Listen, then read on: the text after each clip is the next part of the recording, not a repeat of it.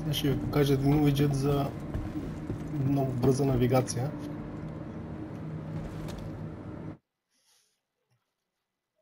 Тук може да се въвеждат различните локации и да се запаметяват и си ги записва на файл често посещаваните локации, спокойно си ги вкарваш тук. А тук са емотиконите. Ще отваря звездната карта. Някои от локациите, които често посещаваш. Примерно Checkmate. Само че името трябва да се изпише точно както е тук. Например го вкарвам.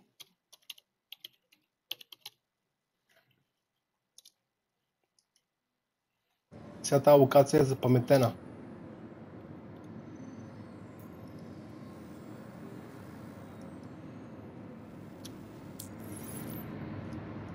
Отваряш картата.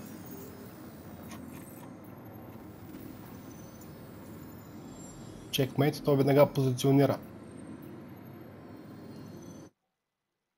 Като те са 10 на 10, 100 различни локации може да си избереш. Как работят емотиконите? Първото е, избираш си тук емотикон, някакъв.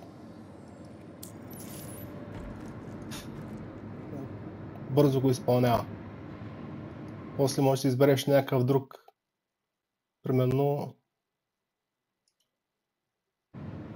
Wave. И той маха. Като всичките емотикони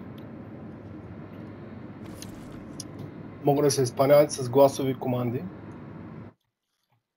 Като hover бутона, като направиш върху уиджета hover, то показва каква точно е гласовата команда и трябва да се каже горе-долу вярно, защото скрипта проверя с между 70 и 100% трябва да е вярно.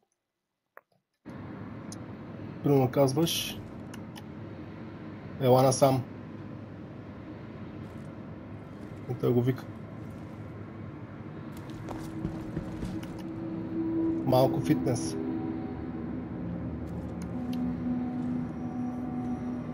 Ще се гърби. Като имаш изкарано оръжие, има такива. Давай напред.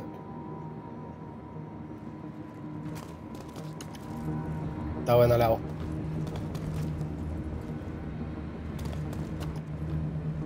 Стой на място. Не може да го разбере. Стой на място. Казва. Искам да си почина малко.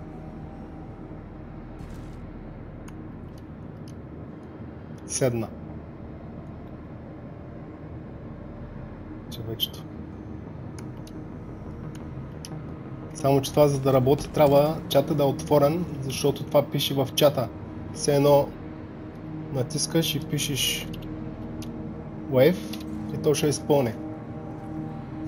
Другия начин е отваряш уиджета, избираш си Wave и то го изпълнява. И третия начин е с гласова команда на български. Здрасти, как си? Той го поздравява. Може да се напрати още най-различни. Аз ползвам от стария скрипт, който обаче не е толкова добър, защото това ползва гласовото разпознаване на Google и може да изпълнява команди и на български, и на английски. Разбира ги. Примерно като му се напише тук Flight Ready. Ето го, разбра го, само че го разбира Flight Ready. Трябва да му се окаже, не всички ти ги разбира, Request Permission. Това го разбира, бърка фразите и затова трябва да е или на български, или на английски, да не се бърка, защото един път ги познава, един път не. Обаче имаме друг скрипт. Voice Control. Voice control. Active. Flight ready. Power max. Affirmative. Power stealth. Affirmative. Request permission.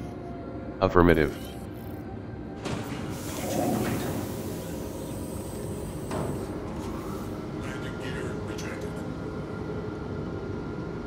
Това всичкото може да се направи, да се командва, а може да се изкарат те всичките неща.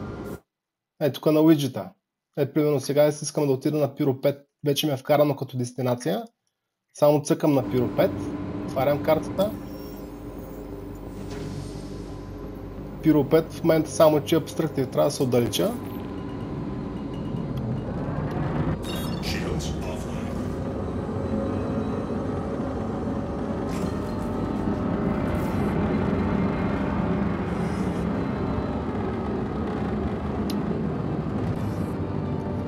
Отваряме картата. Избираме си локация. Set Destination. Готово. Искам да се избира друга локация.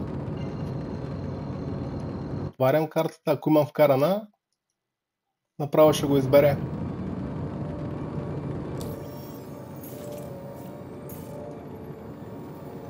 Ето и даваш. Ако нямаш вкарана някоя, примерно, трябва само, че да може да го избира от тука. Астероидите още не може да ги избира.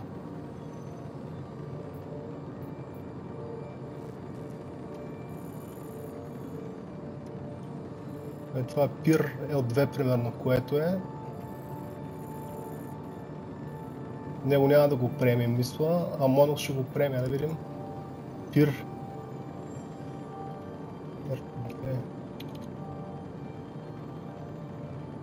Не, Пир 2 не може да го хване. Монокс обаче го хваща. И сега примерно уиджета, като го отвориш, тук се запаметяваш Монокс локацията.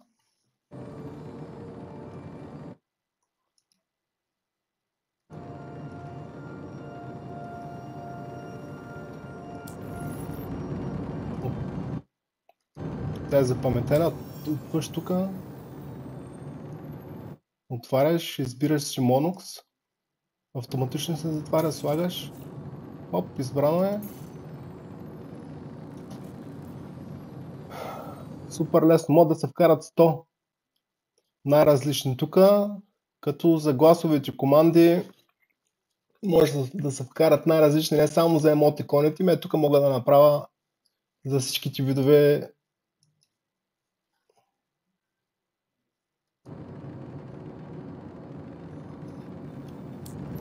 корпусто, където управлява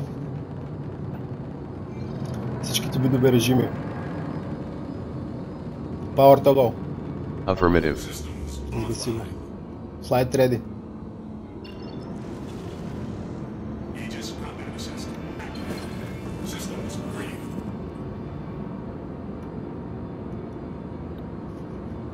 Weapons toggle. Weapons toggle. Това не го разбира.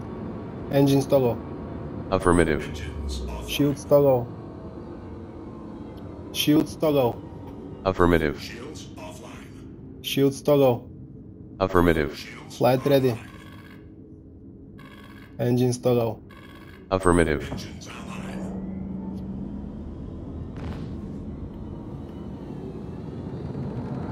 И така, малко да си улесним живота. По-нататък ще апгрейдна с повече неща, с гласовото разпознаване, с всичко, защото то е гугълското разпознава по всичките фрази, които кажеш. Писна ми от този Star Citizen. Писна ми от този Star Citizen. Писна ми от Star Citizens. Писна ми от Star Citizen. Тая игра е много хубава. Разпознаете по този начин, може да се сложат всякакви команди. Това е за сега.